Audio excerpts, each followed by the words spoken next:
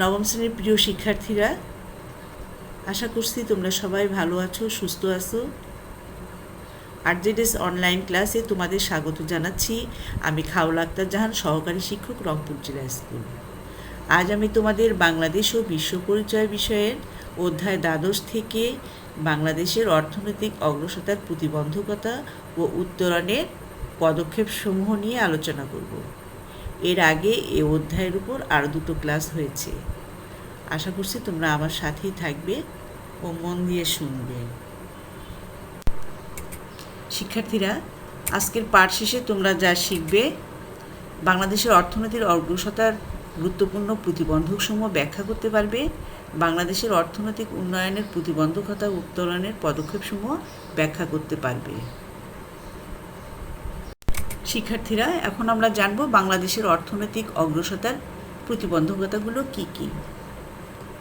প্রথমেই বাংলাদেশের অর্থনৈতিক অনগ্রসরতার পটভূমি। বাংলাদেশের অর্থনীতির অনগ্রসরতার মূল কারণ নিহিত আছে আমাদের ইতিহাসের অনেক গভীরে। প্রায় 200 বছরের ব্রিটিশ শাসন ও 24 বছরের পাকিস্তানি শাসন আমাদের অর্থনীতিকে পঙ্গু করে দিয়েছিল। স্বাধীনতাপূর্ব বাংলাদেশের অর্থনীতিকে 4টি পর্বে ভাগ করা যায়: প্রাচীন বাংলা, মুসলিম শাসন আমল, ব্রিটিশ শাসনকাল, পাকিস্তানি আমল। প্রথমে আমরা দেখব প্রাচীন বাংলার অর্থনীতি কেমন ছিল। প্রাচীন কাল থেকেই বাংলা কৃষিপ্রধান ছিল। সে সময় নানা ধরনের ফসল উৎপাদন হতো। ছবিতে দেখো, একটা কৃষিকাজের ছবি আমরা দেখতে পাচ্ছি। ধান ছিল তখন প্রধান ফসল, এছাড়া অন্য অন্য শস্য, ফলমূল, মশলা উৎপাদন হতো। আবার কৃষিপ্রধান হলেও প্রাচীন কাল থেকে এখানে নানা প্রকার শিল্পজাত দ্রব্য তৈরি হতো। কুটির শিল্প বাংলায় অত্যন্ত সমৃদ্ধ ছিল। ছবিতে আমরা দেখতে পাচ্ছি যে কাঠ শিল্প একটা কারুকার্যপূর্ণ খাটের ছবি। ধাতব শিল্পের ছবি আমরা দেখতে পাচ্ছি। ধাতুর তৈরি তৈজসপত্র, ধাতব মুদ্রা। তো বিশ্বখ্যাত মসলিন কাপড় প্রাচীনকাল থেকেই বাংলায় তৈরি হতো। ছবিতে আমরা দেখতে পাচ্ছি মসলিন কাপড়। এ কাপড়ের বিশেষত্ব ছিল এটা এত সূক্ষ্ম যে একটা শাড়ি একটা আংটির ভিতর দিয়ে প্রবেশ করানো যেত। এখন দেখো মুসলিম শাসনামল কেমন ছিল। মুসলিম শাসনামল ছিল বাংলার স্বর্ণযুগ। এ সময় কৃষি, শিল্প ও আন্তর্জাতিক বাণিজ্য সর্বক্ষেত্রে এ দেশ সমৃদ্ধ ছিল। এখানে কিছু ছবি দেওয়া আছে, দেখো। ছবিতে কৃষি উন্নয়ন অর্থাৎ একটা বাঁধের ছবি আমরা দেখতে পাচ্ছি, সুন্দর শিল্পকর্মের ছবি, বস্ত্রশিল্পের ছবি। পৃথিবীর বিভিন্ন দেশেই এই বস্ত্রশিল্পের কদর ছিল। আরও দেখতে পাচ্ছি রাজ্য জয়ের ছবি। এখানে স্পেন বিজয় ও মহাবীর আলেকজান্ডারের একটা রাজ্য জয়ের ছবি। তখন মুসলিম শাসকরা বিভিন্ন রাজ্য জয় করে তাদের সাম্রাজ্যের পরিধি বৃদ্ধি করত। এবারে ব্রিটিশ শাসনকাল। 1757 থেকে 1947 সাল পর্যন্ত ইংরেজরা এ উপমহাদেশ শাসন করে। শিক্ষার্থীরা, এখানে পলাশীর যুদ্ধের ছবিটা দেখো। 1757 সালে পলাশীর যুদ্ধে নবাব সিরাজউদ্দৌলার পরাজয়ের পর বাংলার শাসন ক্ষমতা ইংরেজদের হাতে চলে যায় এবং ইংরেজ শাসন প্রতিষ্ঠিত হয়। এখানে লর্ড ক্লাইভের ছবিটা দেখো। এই লর্ড ক্লাইভ ছিলেন ইংরেজ শাসন প্রতিষ্ঠার অন্যতম সেনানায়ক। তারা এ উপমহাদেশ শাসন করে এবং ওই সময় মূল্যবান দ্রব্য পাচার করে নিয়ে যায়। সেই সময় চিরস্থায়ী বন্দোবস্তের মাধ্যমে জমিদারি প্রথা ও বাধ্যতামূলক নীল চাষ কৃষকদের অনেক ক্ষতি করে। শিক্ষার্থীরা, চিরস্থায়ী বন্দোবস্ত সম্পর্কে তোমরা হয়তো জানো, তবু আমি আবার বলছি। চিরস্থায়ী বন্দোবস্ত হলো এক ধরনের ভূমি রাজস্ব ব্যবস্থা। এখানে লর্ড কর্নওয়ালিসের ছবিটা দেখো। এই লর্ড কর্নওয়ালিসই 1793 সালে বাংলা, বিহার, উড়িষ্যা এই ব্যবস্থা চালু করেন। এর উদ্দেশ্য হলো এই বাংলায় একটা অভিজাত শ্রেণী তৈরি করা, যারা তাদেরকে সমর্থন করবে এবং নানা কাজে সহযোগিতা করবে, ফলে তাদের রাজস্ব আদায় করা সহজ হবে। এই মুসলিম শাসনামলে বাংলা যে কৃষি, শিল্প, তাদের দেশ বিদেশে ব্যবসা বাণিজ্যে সমৃদ্ধি লাভ করেছিল, ইংরেজরা সকল ব্যবসা বাণিজ্য তখন নিজেরা নিয়ন্ত্রণ করতে শুরু করে এবং ইংল্যান্ডে তখন শিল্প বিপ্লব ঘটে। দেখো এখানে একটা শিল্প বিপ্লবের ছবি আমরা দেখতে পাচ্ছি, একটা রেলগাড়ির ছবি। এই শিল্প বিপ্লবের পরে কিন্তু যন্ত্রযুগের শুরু হয়। তখন বাংলার শিল্প মারাত্মকভাবে ক্ষতিগ্রস্ত হয়। বাংলা কৃষি শিল্পপণ্যের পরিবর্তে শুধুমাত্র কাঁচামাল রপ্তানি করত তখন। ফলে বৈদেশিক বাণিজ্যেও ঘাটতি দেখা যায়। এবারে দেখো পাকিস্তানি আমলে অর্থনীতির কী অবস্থা ছিল। 1947 সালে ভারতবর্ষ ভাগ হয়। ভারত ও পাকিস্তান দুটি আলাদা রাষ্ট্র হয়। পাকিস্তানের দুটি অংশ, পূর্ব পাকিস্তান ও পশ্চিম পাকিস্তান। 1947 থেকে 1971 সাল পর্যন্ত পূর্ব পাকিস্তানের মানুষ নানা বৈষম্যের শিকার হয়। বৈষম্যগুলো দেখো: প্রশাসনিক, অর্থনৈতিক, সামাজিক, প্রতিরক্ষা ও শিক্ষাক্ষেত্রে বৈষম্য, চাকরি, সম্পদ বন্টন, বাজেট বরাদ্দ, সশস্ত্র বাহিনীতে নিয়োগ ও বৈদেশিক সাহায্য থেকে এ অঞ্চলের মানুষ বঞ্চিত হয়। পাট, চা ও চামড়া থেকে অর্জিত বৈদেশিক মুদ্রা পাকিস্তানের উন্নয়নে ব্যয় হয়। এজন্য কৃষি উৎপাদন, শিল্প, ব্যবসা বাণিজ্যে পূর্ব পাকিস্তান পিছিয়ে পড়ে। এভাবে বাংলা একটা পরনির্ভর অর্থনীতিতে পরিণত হয়। এছাড়া অভ্যন্তরীণ অনেক কারণেও এই অঞ্চলের অর্থনীতি অনেক পিছিয়ে গেছে। এখন দেখো কৃষিক্ষেত্রে কী ধরনের প্রতিবন্ধকতা রয়েছে। অতিরিক্ত জনসংখ্যার কারণে কৃষিজমির পরিমাণ দিনে দিনে কমে যাচ্ছে। উন্নত বীজ, সার, সেচ সুবিধা, আধুনিক চাষ ব্যবস্থা, এসব সুবিধা আছে, কিন্তু প্রয়োজনের তুলনায় অনেক কম। কৃষি ঋণের পরিমাণ বেড়ে গেলেও কৃষকরা সহজেই ঋণ পায় না। অবকাঠামো দুর্বলতা, কৃষিপণ্য বাজারজাতকরণে পরিবহন ব্যয় বেশি, সংরক্ষণেও অসুবিধা রয়েছে। দালাল ও মধ্যস্বত্বভোগীদের জন্য কৃষকরা উৎপাদিত পণ্যের ন্যায্য মূল্য পায় না। প্রাকৃতিক দুর্যোগের কারণে, যেমন বন্যা, খরা, ঝড়, ঘূর্ণিঝড়, জলোচ্ছ্বাস ইত্যাদির কারণে কৃষিতে ব্যাপক ক্ষয়ক্ষতি হয়। এবার দেখো শিল্পক্ষেত্রের প্রতিবন্ধকতা।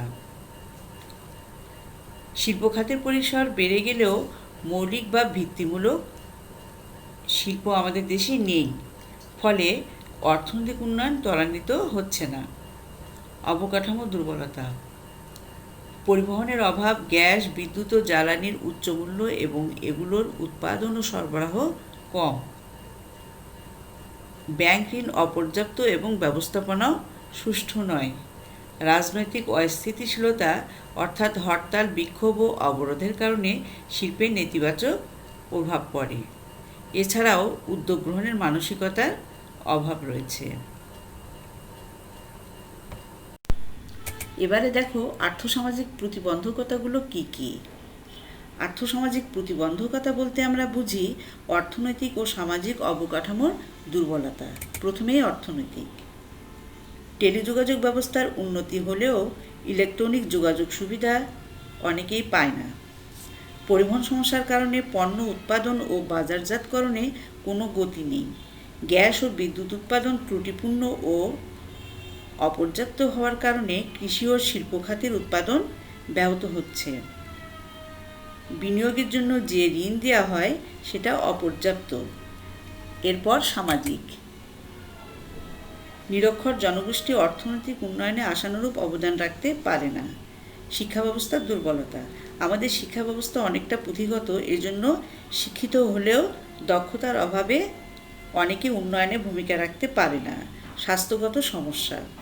পুষ্টিহীনতা ও সুস্বাস্থ্যের অভাবে অর্থনীতির সকল খাত, বিশেষ করে শিল্প খাত বাধাগ্রস্ত হয়। নারী শিক্ষার হার, কর্মজীবী নারীর সংখ্যা বাড়লেও পুরুষের তুলনায় তারা অনগ্রসর রয়েছে। তাদের অর্থনৈতিক স্বাধীনতা ও সিদ্ধান্ত নেওয়ার ক্ষমতারও অভাব রয়েছে। জনসংখ্যার আধিক্যের কারণে শিক্ষা, স্বাস্থ্য এগুলো মোকাবেলা করতে সরকারের উপর চাপের সৃষ্টি হয়।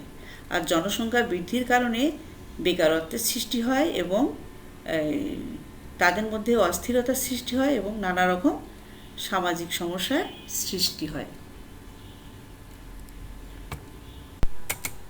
সুশাসনের অভাব ও দুর্নীতি। শাসন ব্যবস্থার দুর্বলতা।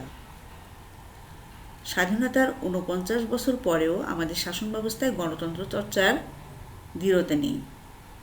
প্রশাসনিক কর্মকাণ্ডে স্বচ্ছতা ও জবাবদিহিতার অভাব রয়েছে। শিক্ষা, প্রশিক্ষণ ও কর্মসংস্থানের অভাবের কারণে দেশে বেকারত্ব ও অস্থিরতা বেড়ে গিয়েছে। আমলাতান্ত্রিক শাসন ব্যবস্থা, সরকারি বেসরকারি উচ্চপদস্থ কর্মকর্তারা যারা আছেন তাদের মধ্যে অনেকেই দুর্নীতিগ্রস্ত। তাদের মাধ্যমে সমাজের সর্বস্তরে দুর্নীতি ছড়িয়ে পড়ছে। এ কারণগুলোই শিল্প সেবা খাতের উপর নেতিবাচক প্রভাব ফেলছে।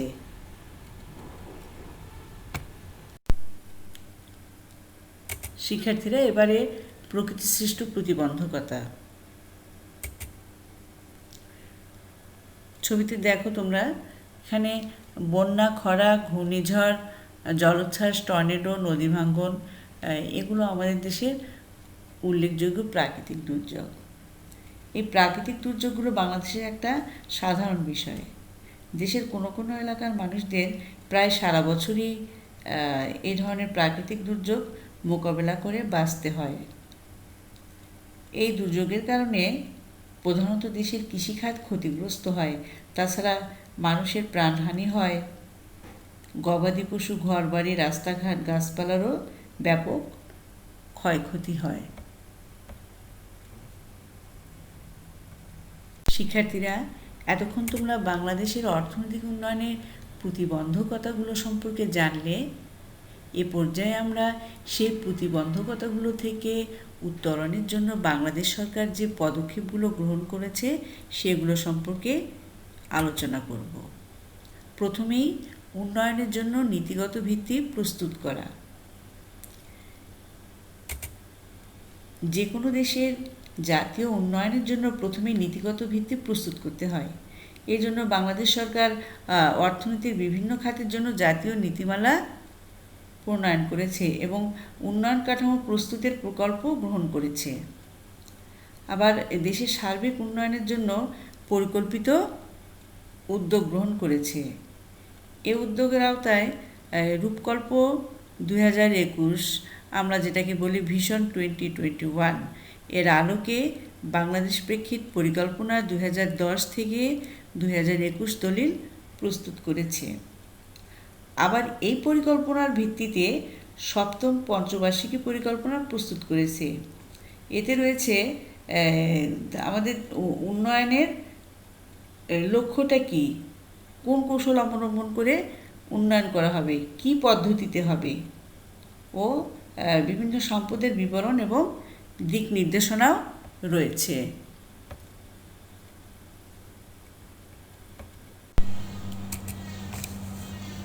এখন আমরা দেখব কৃষিক্ষেত্রে গৃহীত পদক্ষেপগুলো কি কি। শিক্ষার্থীরা, কৃষি উন্নয়নের যে বাধাগুলো রয়েছে সেগুলো আমরা জেনেছি। সরকার বিভিন্ন নীতিমালা প্রণয়ন ও বাস্তবায়নের মাধ্যমে এসব বাধা মোকাবেলা করছে। নীতিগুলো কি দেখো: জাতীয় কৃষি সম্প্রসারণ নীতি, জাতীয় বীজ নীতি, সমন্বিত সার বিতরণ নীতি, জাতীয় কৃষি নীতি 1999। এর আওতায় বিভিন্ন পদক্ষেপ গ্রহণ করা হয়েছে, সেগুলো ভালো করে লক্ষ্য করো তোমরা। দেশের বিভিন্ন অঞ্চলে জলাবদ্ধতা দূর করে ও পানি নিষ্কাশনের মাধ্যমে কৃষিজমির পরিধি বাড়ানোর ব্যবস্থা করছে। সরকার কৃষি উপকরণে ভর্তুকি প্রদান করছে এবং কৃষকরা যাতে ন্যায্য মূল্য ও সহজভাবে কৃষি উপকরণ পায় সে ব্যবস্থাও করছে। সেচ সুবিধার সম্প্রসারণ। দেশের বিভিন্ন অঞ্চলে যে নদ নদী, খাল বিল ও জলাশয় রয়েছে সেগুলোর পানি ব্যবহার করে কৃষকরা যাতে সেচ দিতে পারে এবং সেচ যন্ত্রপাতি যেন সহজেই তারা পায় সে ব্যবস্থাও করছে। উন্নত মানের ও উচ্চ ফলনশীল বীজ উৎপাদন ও সরবরাহের ক্ষেত্রে সরকার অনেক বিনিয়োগ করছে। ফসল সংরক্ষণের পর্যাপ্ত ব্যবস্থাও গ্রহণ করেছে। কৃষিজাত পণ্যের মান যেন ঠিক থাকে সেজন্য তদারকি ব্যবস্থা রয়েছে। জৈব সার ব্যবহারের উপর গুরুত্ব আরোপ করেছে। সরকার এজন্য 97 লক্ষ পরিবারের বাড়ির চারপাশে জৈব সার, সবুজ সার উৎপাদনের মাধ্যমে কৃষি উৎপাদন বৃদ্ধির জন্য কার্যক্রম গ্রহণ করেছে। সার আমদানি খরচের উপর ভর্তুকি প্রদান করেছে। ব্যাংক ও আর্থিক প্রতিষ্ঠানগুলোর মাধ্যমে কৃষি ও পল্লী ঋণ বিতরণ কার্যক্রম চালু রেখেছে। সবশেষে ঋণ নীতিমালা ও কর্মসূচি প্রণয়ন করেছে। শিল্পক্ষেত্রে গৃহীত পদক্ষেপসমূহ। আমাদের দেশে শিল্প খাতে যে সমস্যাগুলো রয়েছে সেগুলো সমাধানের জন্য সরকার জাতীয় শিল্পনীতি 2010 ঘোষণা করেছে। এই নীতির কিছু উদ্দেশ্য আছে। উদ্দেশ্যগুলো কি দেখো?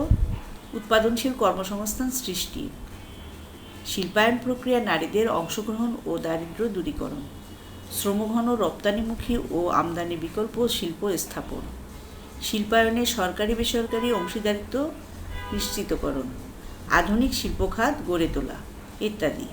এই জাতীয় শিল্পনীতি বর্তমানে বাস্তবায়নাধীন রয়েছে। এর জন্য সরকার শিল্পায়নের জন্য ক্ষুদ্র ও মাঝারি শিল্পের পাশাপাশি বৃহৎ শিল্প স্থাপনের উদ্যোগ নিয়েছে। শিল্পায়নের জন্য প্রয়োজন প্রচুর মূলধন। এজন্য ব্যাংক ও আর্থিক প্রতিষ্ঠানগুলোর মাধ্যমে শিল্প ঋণ বৃদ্ধির ব্যবস্থা নেওয়া হয়েছে। এবারে দেখো আর্থসামাজিক প্রতিবন্ধকতা দূর করার লক্ষ্যে কী কী পদক্ষেপ গ্রহণ করা হয়েছে। আমাদের দেশে আগের চেয়ে গ্যাস ও বিদ্যুৎ উৎপাদনের পরিমাণ বেড়ে গিয়েছে, কারণ বিভিন্ন মেয়াদী পরিকল্পনার আওতায় বিদ্যুৎ উৎপাদন, বিতরণ ও সঞ্চালন লাইনসমূহের প্রকল্প বাস্তবায়নের কাজ চলছে। জনগণের চাহিদা অনুযায়ী গ্যাস উৎপাদন কার্যক্রমও চলছে। পরিবহনের সম্প্রসারণের জন্য যে প্রকল্পগুলো আছে সেগুলো বাস্তবায়নের কাজ চলছে। তথ্য প্রযুক্তিতে দেশকে এগিয়ে নেওয়ার জন্য তথ্য প্রযুক্তি সংক্রান্ত নানাবিধ উদ্যোগ গ্রহণ ও বাস্তবায়নের কাজ চলছে। রূপকল্প 2021-এর মাধ্যমে দেশকে মধ্যম আয়ের দেশে উন্নীতকরণের কাজ চলছে। জাতীয় শিক্ষানীতি 2010, স্বাস্থ্য, পুষ্টি ও জনসংখ্যা সেক্টর কর্মসূচি, আরও কিছু কর্মসূচি রয়েছে। সেগুলোর আওতায় ছাত্র ভর্তি ও উপস্থিতির হার বৃদ্ধি পেয়েছে। নারীর ক্ষমতায়ন নিশ্চিতকরণ ও নারী শিক্ষা প্রসারের জন্য উপবৃত্তি প্রদান করা হচ্ছে। নিরক্ষরতা দূরীকরণের নানা কার্যক্রম গ্রহণ করা হয়েছে। প্রাথমিক শিক্ষার জন্য উপবৃত্তির সংখ্যা বৃদ্ধি করা হয়েছে। বিদ্যালয় স্থাপন ও বিনামূল্যে পাঠ্যপুস্তক বিতরণ করা হচ্ছে। শিক্ষকদের প্রশিক্ষণ প্রদান ও তথ্যপ্রযুক্তি শিক্ষা প্রবর্তন ও সম্প্রসারণের কাজ চলছে। শিক্ষার্থীরা, তোমরা হয়তো জানো যে আমাদের দেশে এখন তথ্য প্রযুক্তি শিক্ষা 6ষ্ঠ শ্রেণী থেকে দ্বাদশ শ্রেণী পর্যন্ত বাধ্যতামূলক করা হয়েছে। কারিগরি ও বৃত্তিমূলক শিক্ষার জন্য ভোকেশনাল কোর্স চালু রয়েছে। মাধ্যমিক শিক্ষায় কর্ম জীবনমুখী শিক্ষা অন্তর্ভুক্ত ছিল, আপাতত এখন নেই। আর স্বাস্থ্যসেবাকে গ্রামীণ জনগোষ্ঠীর মাঝে ছড়িয়ে দেওয়ার জন্য কমিউনিটি ক্লিনিকগুলোতে স্বাস্থ্য, পরিবার কল্যাণ ও পুষ্টি সেবা প্রদান করা হচ্ছে। এ পর্যায়ে আমরা জানব প্রকৃতিসৃষ্ট প্রতিবন্ধকতা দূর করার জন্য কী কী পদক্ষেপ গ্রহণ করা হয়েছে। প্রাকৃতিক দুর্যোগ মোকাবেলার জন্য দেশের দুর্যোগ ব্যবস্থা গড়ে উঠেছে। সরকারের দুর্যোগ ব্যবস্থাপনা ও ত্রাণ বিভাগ, দুর্যোগ ব্যবস্থাপনা ব্যুরো ও আবহাওয়া অধিদপ্তর, পানি উন্নয়ন বোর্ড প্রাকৃতিক দুর্যোগের পূর্বাভাস প্রদান করে। অনেক এনজিও প্রাকৃতিক দুর্যোগ মোকাবেলায় কাজ করে। ত্রাণ ও পুনর্বাসন, খাদ্য, জনস্বাস্থ্য প্রকৌশল, স্থানীয় সরকার প্রকৌশল অধিদপ্তর দুর্যোগ ব্যবস্থাপনার সাথে কাজ করে। কম্প্রিহেন্সিভ ডিজাস্টার ম্যানেজমেন্ট প্রোগ্রাম, সংক্ষেপে CDMP প্রকল্পটি বাস্তবায়নের কাজ চলছে।